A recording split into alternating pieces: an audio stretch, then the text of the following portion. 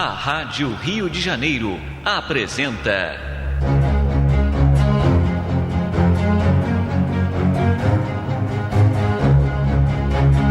a atualidade da mensagem de Chico Xavier.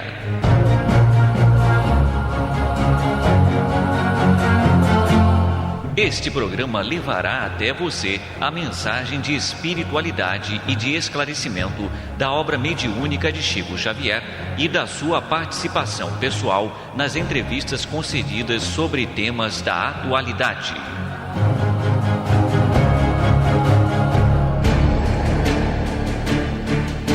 Nosso programa de hoje relembrará temas como formação religiosa, mediunidade, família, entre outros, abordados pelo nosso irmão Francisco Cândido Xavier na década de 1970.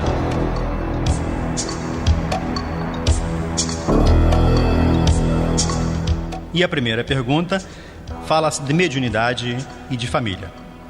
Pergunta-se o seguinte: você, Chico Xavier, encontrou alguma dificuldade para expressar as suas faculdades mediúnicas no princípio?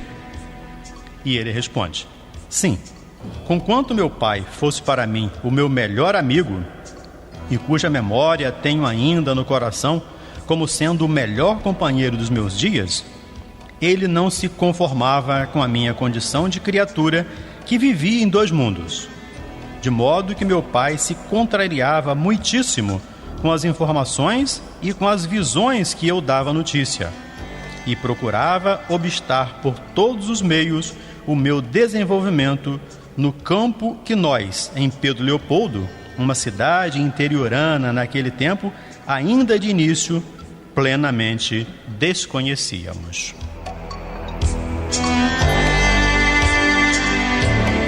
Alguém lhe prestou algum auxílio decisivo na infância para que você compreendesse essa sua faculdade mediúnica? Responde humildemente o nosso irmão Chico Xavier. Quando meu pai se casou pela segunda vez, aquela que veio para nós como sendo uma segunda mãe era uma criatura de sentimentos muito nobres e generosos, católica também por formação. Ela me aproximou de um padre que está sempre em minha lembrança. Trata-se do sacerdote Sebastião Scarzelli, desencarnado na cidade de Joinville, em Santa Catarina, talvez com mais de 90 anos de idade, já na condição de Monsenhor Scarzelli. Esse sacerdote, a pedido de minha segunda mãe, me confessou várias vezes, me ditou diversas penitências e diversos deveres de natureza religiosa, às vezes um tanto quanto difíceis para uma criança de 8 a 11 anos de idade. Ele notava que o meu comportamento era de uma pessoa lúcida, mas acompanhada de inteligências que ele não podia, na condição de sacerdote, classificar com justiça absoluta. Quando eu completei 10 anos, em 1921, ele foi para mim de uma bondade enorme, aconselhando-me a procurar no trabalho, numa condição de vida através da qual eu pudesse crescer no interior de Minas Gerais, sem que parentes e amigos chegassem a lembrar a minha internação em sanatório. Ele me reconhecia como pessoa lúcida na minha idade de 10 anos, mas me via expressando inteligências estranhas a meu modo de ser e me recomendou que esperasse o tempo para que, com a ajuda de Deus, pudesse a minha condição mental ser clareada suficientemente e para que não viesse a entrar em qualquer processo de perturbação mental. O padre Scarzelli foi um verdadeiro benfeitor. Pediu para mim um emprego na companhia de viação e tecelagem em Cachoeiro Grande, em Pedro Leopoldo, no ano de 1921, onde comecei o serviço profissional, ali trabalhando durante 4 anos. Foi o trabalho que me livrou de uma condição difícil, de vez que no ponto em que cediam os meus conflitos, qualquer pessoa poderia pensar que se tratava de uma criança mentalmente alienada, o que o padre reconhecia não ser verdadeiro.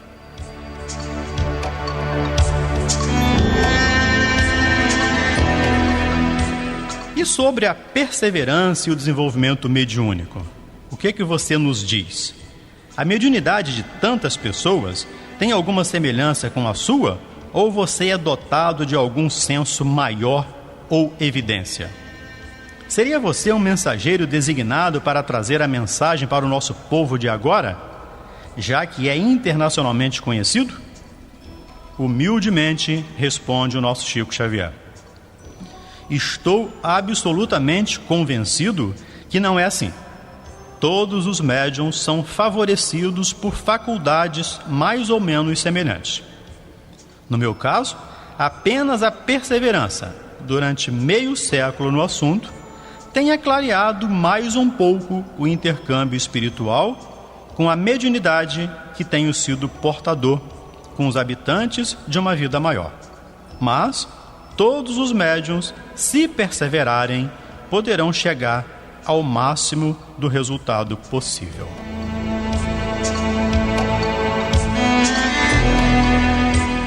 Você citou o entrosamento existente entre todas as religiões, ou seja, católicos, espíritas, evangélicos, etc. Você nunca deparou com alguma divergência de natureza religiosa? E mais uma vez, humildemente e fraternalmente, responde o nosso irmão Chico Xavier.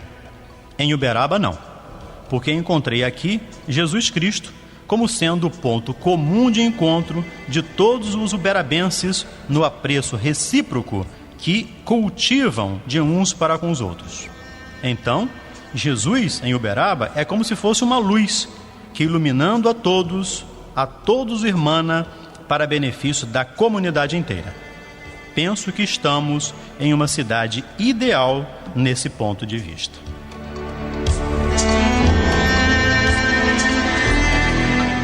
E o que o atrai às outras pessoas?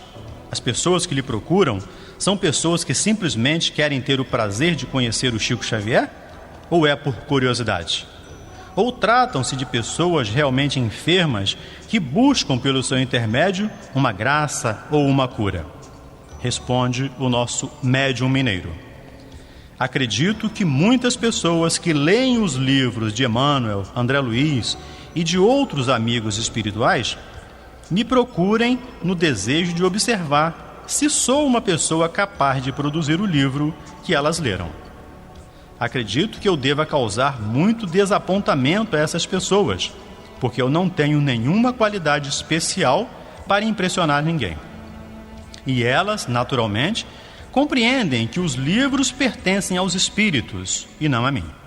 Entretanto, a maioria das pessoas que me procura são pessoas que estão sofrendo traumas muito grandes depois do falecimento de entes queridos, almas que sofreram desencarnações cruéis.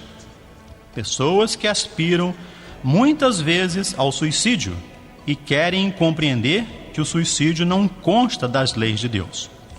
Outras pessoas enfermas desejando melhora. Neste último caso, os espíritos amigos, por meu intermédio, encaminham para os médicos competentes da nossa cidade e do nosso tempo, para que elas se tratem devidamente como se faz necessário. Outra pergunta ainda feita ao nosso irmão Chico.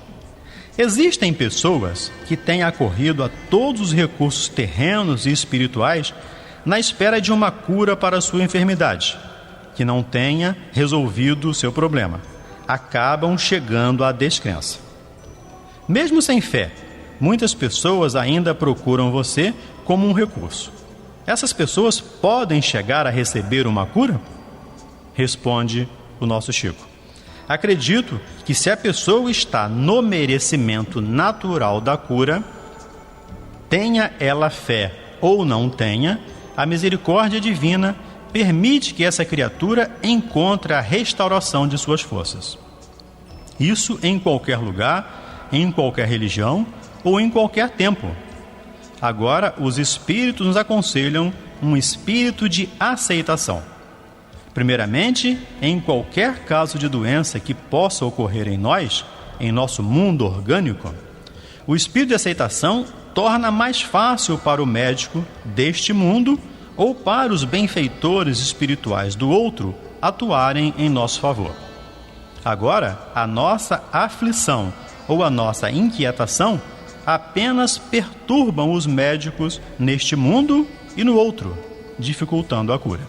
E podemos ainda acrescentar que muitas vezes temos conosco determinados tipos de moléstias que nós mesmos pedimos antes da nossa reencarnação para que nossos impulsos negativos ou destrutivos sejam treinados. Muitas frustrações que sofremos neste mundo são pedidas por nós mesmos, para que não venhamos a cair em faltas mais graves do que aquelas que já caímos em outras vidas. Mas, como estamos num regime de esquecimento, como uma pessoa anestesiada para sofrer uma operação, então nos desmandamos em rebeldia, em aflição desnecessária, exigindo uma cura que, se tivermos, será para a nossa ruína, não para o nosso benefício. Muita paz e até o próximo programa. A Rádio Rio de Janeiro apresentou